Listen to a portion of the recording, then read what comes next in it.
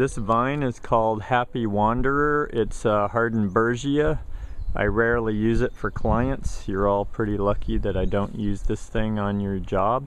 But look how it's crawled up into this pittosporum and is wrapping itself around there. Every year I have to come in here and separate the two, and the Hardenbergia is just very persistent. It's a pain in the neck. So this is why I don't use this in my designs, because personal experience tells me it's just going to take over.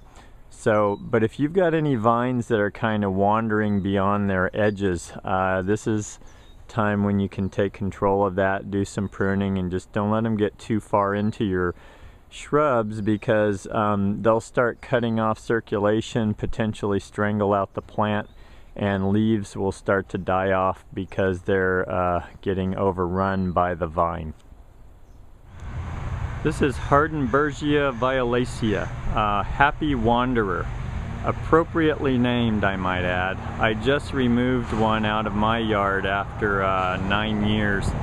It was just out of control. Every year it was crawling over something new, and controlling this plant is a major issue. So what I like about it is it has one of the most stunning displays of flowers you'll ever see. I'll include a picture of mine in bloom at the end of the video.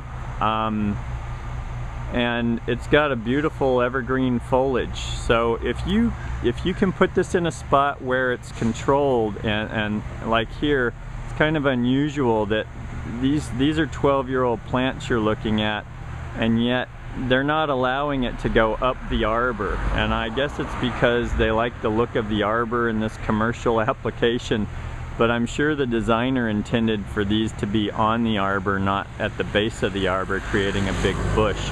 So if you can put them on something like that where they're controlled and they have a finite area to sprawl on, I think you're okay. Although I would tell you, if this did get up on that arbor, it will just heap on top of itself over and over, and the maintenance on it was significant. I got tired of the whole ordeal every year, and so that's why I finally removed mine.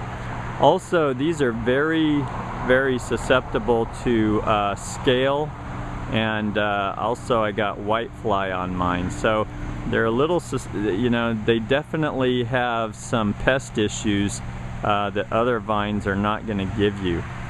And then the bigger issue is it just takes off. It's hard to control. So what I'd say I don't like about this plant is it gets too big for most situations. It's lovely if it's got the right spot, but you've got to be willing to do some maintenance on it, because eventually it will probably outgrow the area it's in. And what I love about it is the flower display is just stunning, and it actually smells really good as well.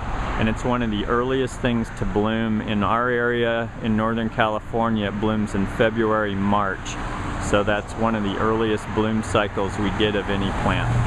So Hardenbergia Violacea, a nice evergreen vine, but if you're going to put it in a design, just understand that you've got some maintenance ahead of you, and you need to be willing to do that, or have your client that you're using it for be willing to do that maintenance.